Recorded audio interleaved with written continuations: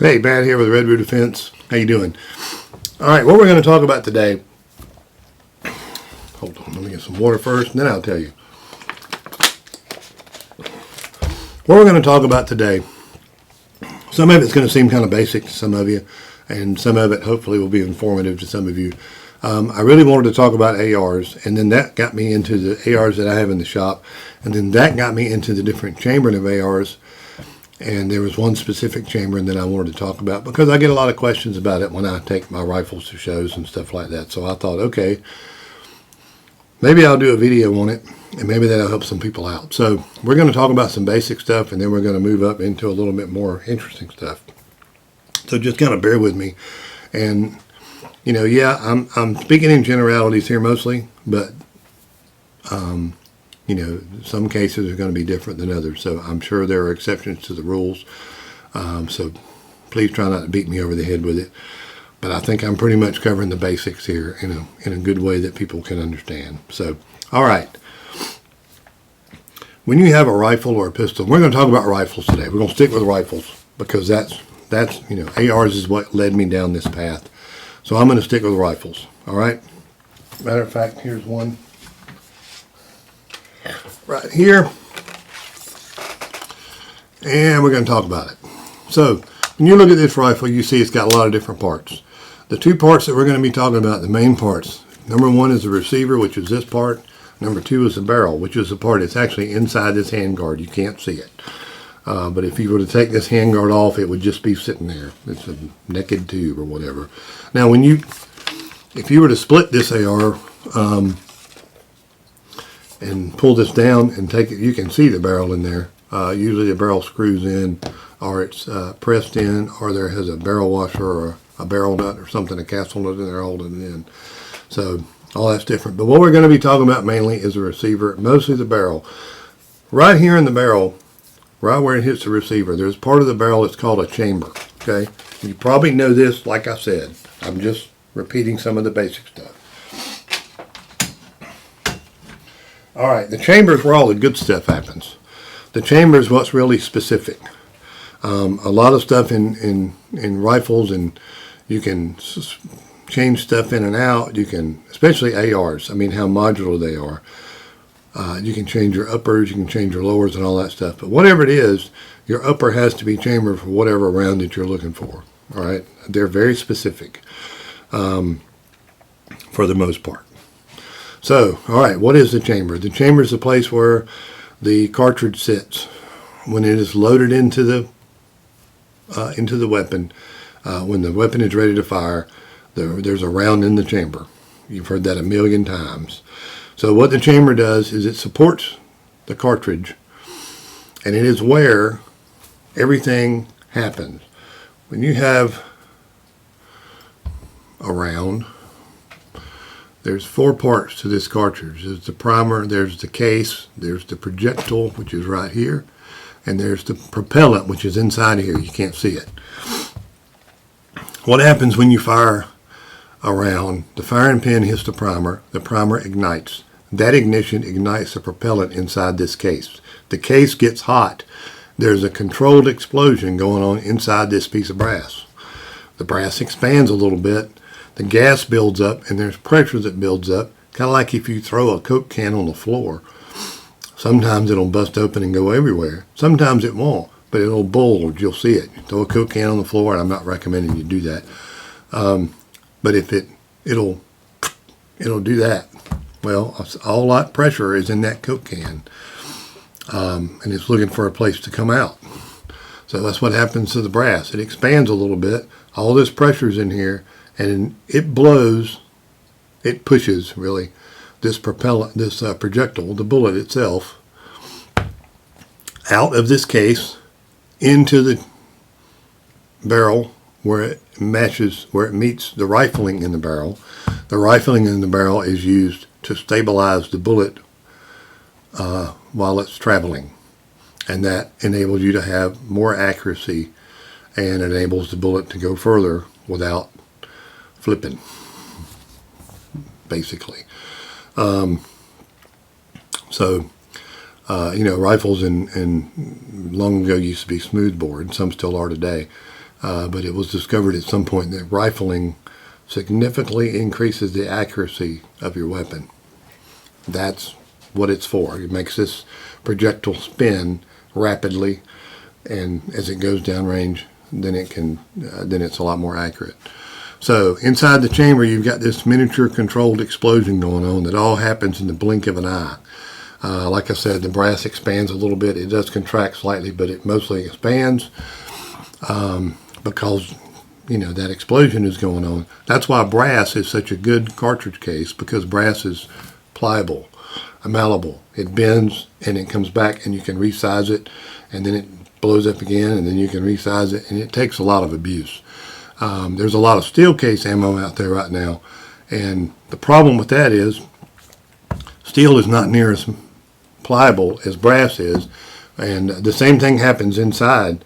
The controlled explosion goes on, the brass case expands, but it doesn't contract.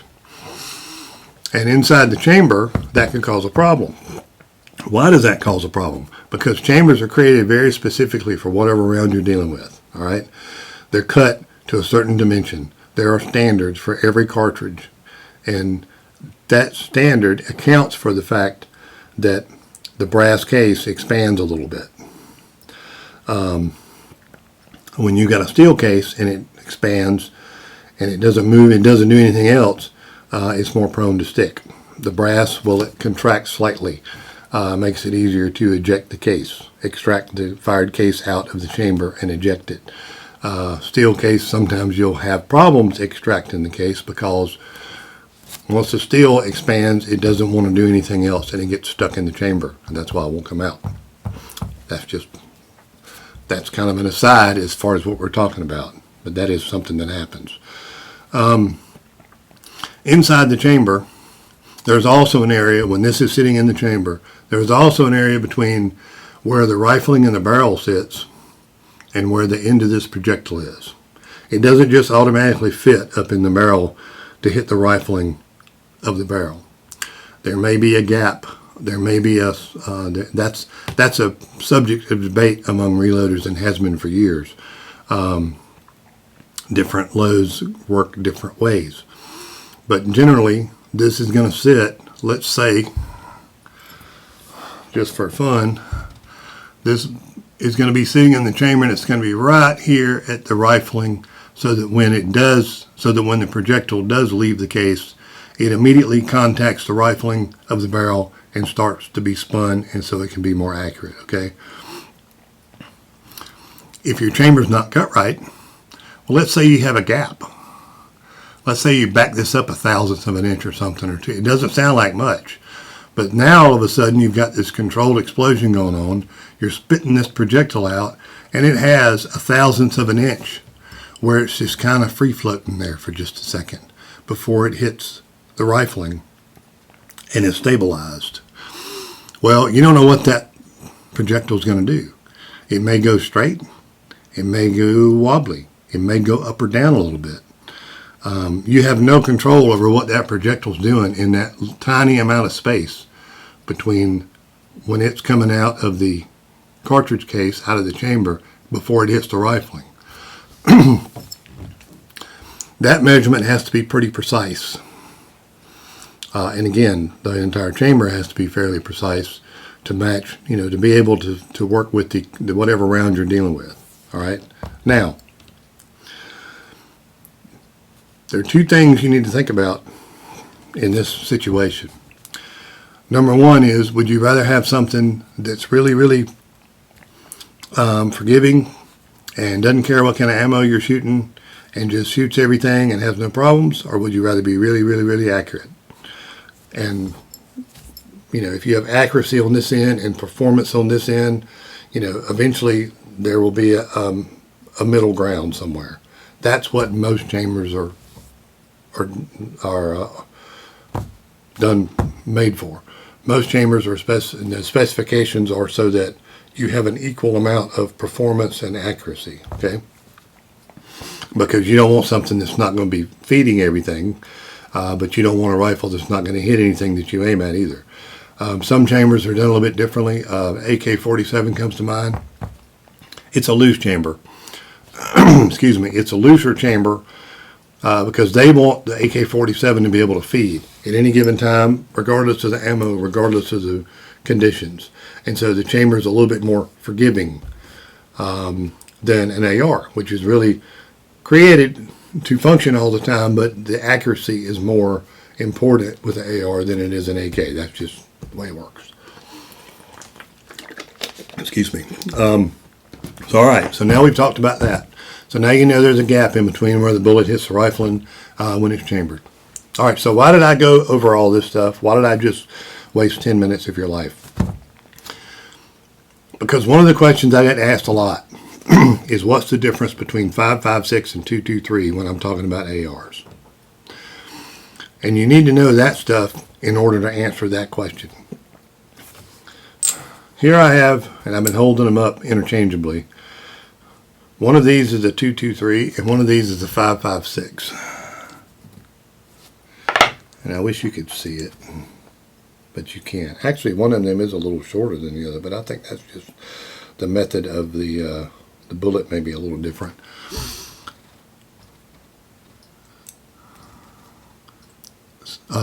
Using the specs dimensionally, that's what word I'm trying to think of. Dimensionally, these two cases are the same. These two cartridge cases have the same dimensions. Your overall length may differ a little bit because that's pretty common, because that depends on the projectile and it depends on how deep the projectile is seated in the case and some other factors. But dimensionally, these two cases are the same. And I wouldn't even know which one is which unless I looked at the head stamp on the case. So, with that being said, what's the difference between 5.56 and 2.23? If it's not the cases, if they're dimensionally the same. Well, in the 50s, when the 2.23 was developed, it was headed towards being a military round, and it had certain specifications. The 2.23 Remington was decided, excuse me, the military at some point decided that the 2.23 Remington was great, but it wasn't hot enough. They wanted something that was hotter, a hotter round, a faster round than the 2.23. So they developed a round using different powders or different loads or whatever, using the same case. They developed a round that was go faster and therefore have more energy when it left the barrel and downrange so it could do more damage. I mean, bluntly, that's pretty much it. So they used the same round. They just had to name it something different so that you could tell the two, and they went to the NATO specifications, which they were using millimeters in the metric system, and we never did all that, and blah, blah, whatever. So that's where the 5.56 came from. It was basically the 2.23 Remington spec'd up to be a military round, all right? Now, remember I told you, when you fire this round, there's an awful lot of, there's a controlled explosion going on in here. There's a lot of pressure building up in here. That's what spits this bullet out. The 2.23 Remington was designed for a specification of 55,000 pounds per square inch of pressure. That's a lot. Excuse me. That was the maximum pressure that the 2.23 Remington was specified to have. Anything more than that, you're out of spec, and you could cause yourself problems, and you could have a dangerous situation. All right. So the military went and developed their round, and because they wanted it faster, their pressure ended up being 58,000 psi. So they tried to shoot this 58,000 psi out of this 2.23 chamber, which is only rated for 55,000 psi. I know there's a fudge factor in there somewhere, but still, that's going to cause a problem. Imagine if you took that Coke can that I told you about earlier and you threw it on the floor and you saw how it bowed up. Imagine if you took the same amount of Coke and you put it in a skinnier container and then you threw it on the ground and see what happens. It's more pressurized because it's in a smaller container. If you put it in a bigger container, it's less pressurized. Make sense? Well, that's the way chambers operate. So the 2.23 chamber was set up and developed and designed and spec'd and reamed to handle 55,000 psi. So you go put something, even though it fits, you go put something that's developing 3,000 more pounds of pressure in it, it ain't going to go well. And that's what they were running into. And it's not a situation where, your gun was going to blow up or something was going to blow themselves to pieces. What it is just too much pressure for that chamber to handle.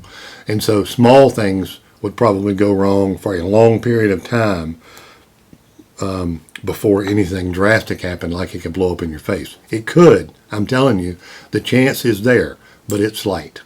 But more than likely, it's just like if you beat a steel anvil with a hammer long enough, something's going to give, and more than likely the face of your hammer is going to start getting dents in it and dings, and you're going to start losing little pieces of metal. So instead of the hammer failing all at once, it's just going to fail a little bit at a time.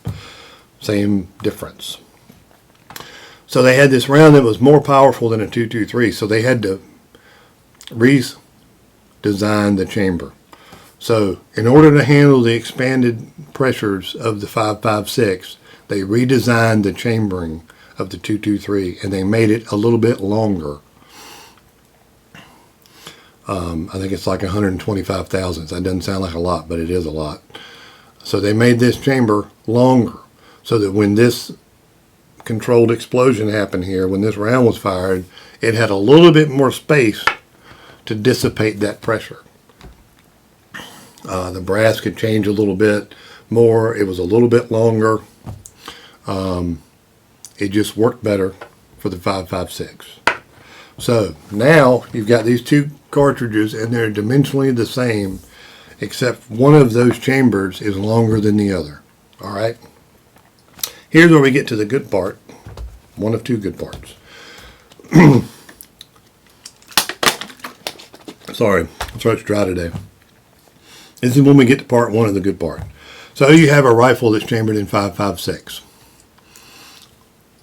Can I shoot .223 in it? Yep, I sure can.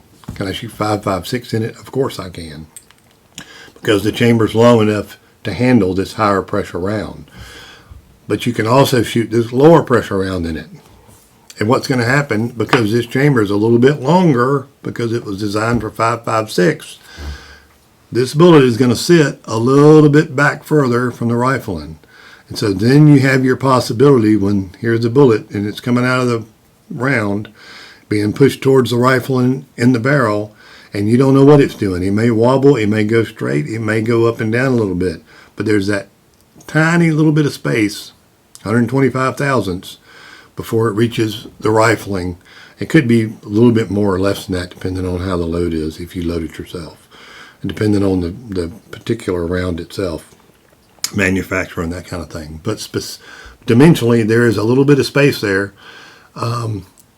And this chamber is not quite as tight. So what happens is you can shoot it, but it's not quite designed for this particular round, and so you're probably not going to get the accuracy that you really want out of shooting a .223 in a 5.56 chamber. You can, if you load for it, you can if you're, depends on what you're looking for. It depends on what your objective is. If you're shooting steel, you may not need to be that specific. If you're just blowing up cans or something, at your range or whatever, you may not need to be that specific. You're going to be fine. You're not going to notice it.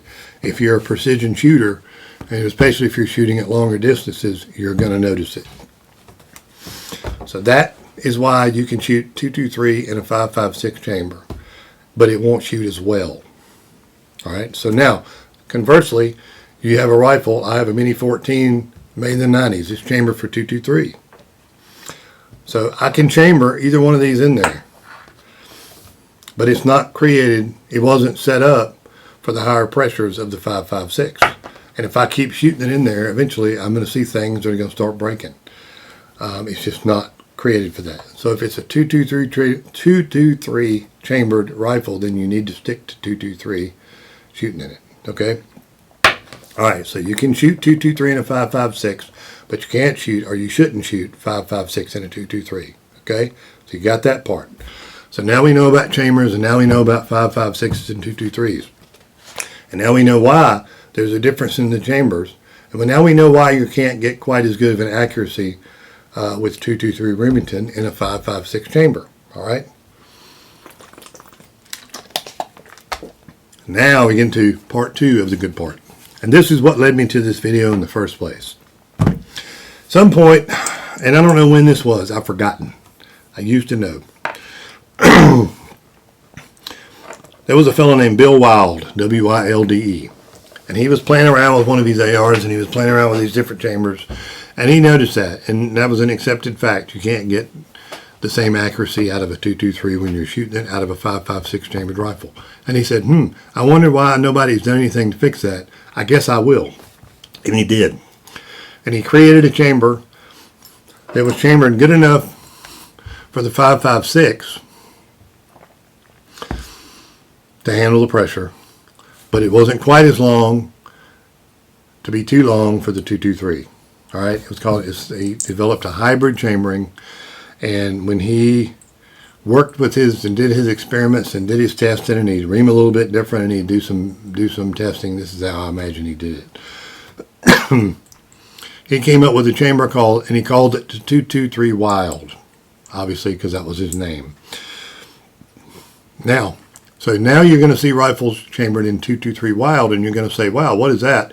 That's it. The 223 Wylde is a hybrid chamber so that you can shoot either 5.56 or 223 with equal accuracy out of either. So you don't have to be specific. And there are articles and there's plenty of documentation out there to show that it does work. Now, why was that important for me to tell you all this? Because these ARs made by a company called Zero Delta out of North Carolina, these basic, good old flat top entry-level ARs are chambered in 223 Wylde. You don't see that a lot. What you see that is, or where you see that, most of the time you're going to see that in a higher end rifle. And people usually pay more for that chamber, but now it's not necessary because these Zero Deltas come standard in 223 Wylde. And I get people asking me that all the time. What is 223 Wylde and where can I get the ammo for it? You don't need ammo for it. It's just a chamber. If you go looking for 223 Wylde ammo, you ain't going to find any because there's no such thing that I'm aware of. But you're going to find what you're going to get if you buy a rifle chambered in 223 Wylde is a rifle that can shoot 5.56 and 223 Remington either way with equal accuracy.